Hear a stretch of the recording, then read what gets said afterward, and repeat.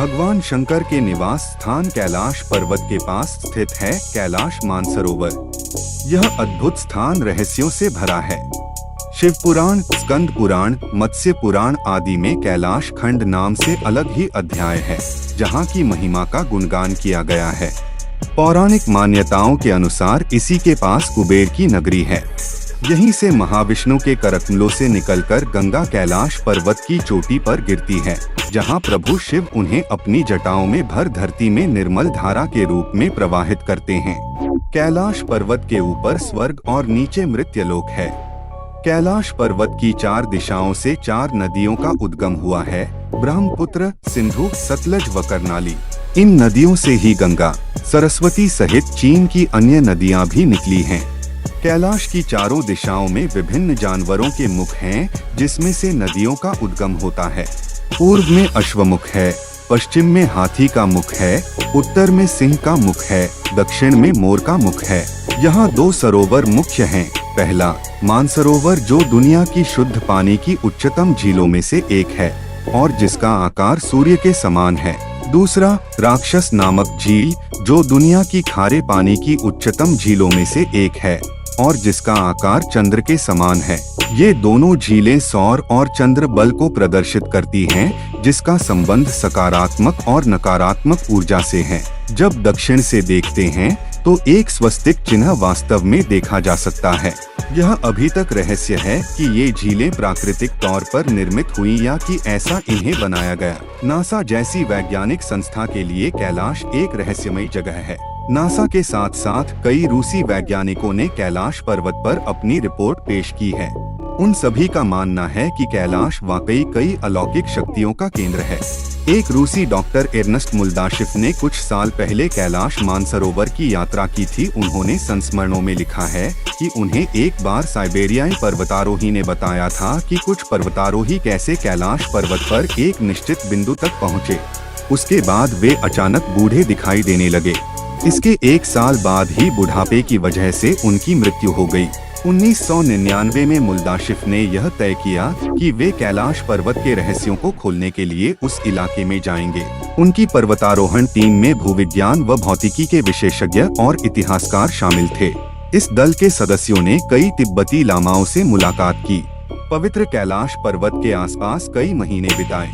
खोजबीन करने के बाद टीम इस निष्कर्ष पर पहुंची कि वास्तव में कैलाश पर्वत एक विशाल मानव निर्मित पिरामिड है, जिसका निर्माण प्राचीन काल में किया गया था।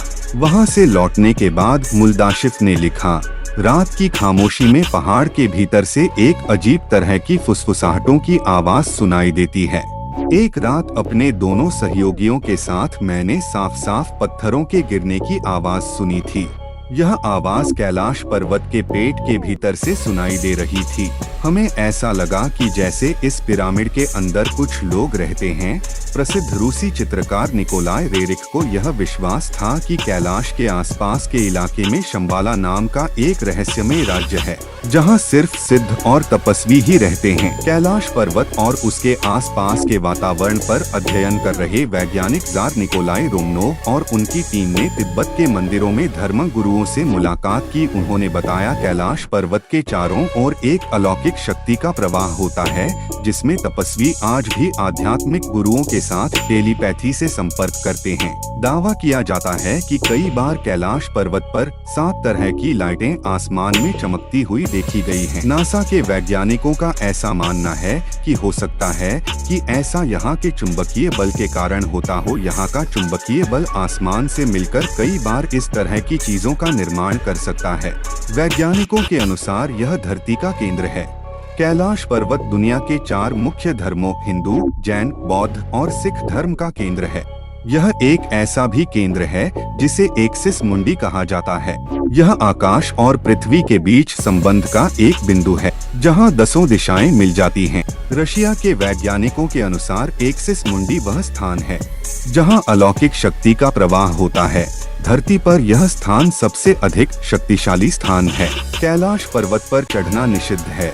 दावा किया जाता है कि आज तक कोई भी व्यक्ति कैलाश पर्वत के शिखर पर नहीं पहुंच पाया है। परंतु 11वीं सदी में एक तिब्बती बौद्ध योगी मिलारेपा ने इस पर चढ़ाई की थी। रशिया के वैज्ञानिकों की यह रिपोर्ट यूएन स्पेशियल मैगजीन के 2004 के जनवरी अंक में प्रकाशित हुई। हालांकि मिलारेपा ने इस बारे में कभी कुछ नहीं कहा या फिर वह कुछ बताना नहीं चाहते थे, इसलिए यह भी एक रहस्य है।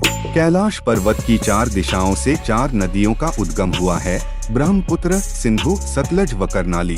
इन नदियों से ही गंगा, सरस्वती सहित चीन की अन्य नदियां भी निकली हैं। कैलाश पर्वत और उसके आसपास के वातावरण पर अध्ययन कर चुके रशिया के वैज्ञानिकों ने जब तिब्बत के मंदिरों में धर्मगुरुओं से मुलाकात की तो उन्होंने बताया कि कैलाश पर्वत के चारों ओर एक अलौकिक शक्ति का प्रवाह है, जिसमें तपस्वी आज भी आध्यात्मिक गुरुओं के साथ टेलीपैथिक संपर्क करते हैं। यहाँ के आध्यात्मिक और शास्त्रों के अनुसार रहस्य की बात करें तो कैलाश पर्वत पे कोई भी व्यक्ति शरीर के साथ उच्चतम शिखर पर नहीं पहुँच सकता है। ऐसा बताया गया है कि यहाँ पर देवताओं का आज भी निवास है। पवित्र संतों की आत्माओं को ही यहाँ निवास करने का अधिकार दिया गया है।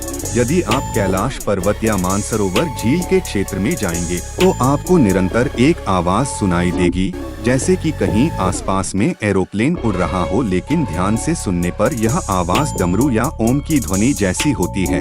वैज्ञानिक कहते हैं कि हो सकता है कि यह आवाज बर्फ के पिघलने की हो, यह भी हो सकता है कि प्रकाश और ध्वनि के बीच इस तरह का समागम होता है कि यहाँ से ओम की आवाजें सुनाई देती हैं। हिमालय वासियों का कहना है कि हिमालय पर यति मानव रहता है।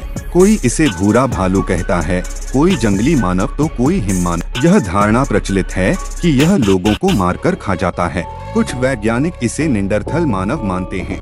विश्व भर में करीब 30 से ज्यादा वैज्ञानिकों ने दावा किया है कि हिमालय के बर्फीले इलाकों में हिम मानव मौजूद हैं। दुनिया का सबसे दुर्लभ मृग है कस्तूरी मृग। यह हिरण उत्तर पाकिस्तान, उत्तर भारत, चीन, तिब्बत, साइबेरिया, मंगोलिया में ही पाया जाता है। इस मृग की कस्तूरी बहुत ही सुगंधित और औषधीय गुणों से युक्त होती है, जो उसके शरीर के पिछले हिस्से की ग्रंथि में एक पदार्थ के रूप में होती है।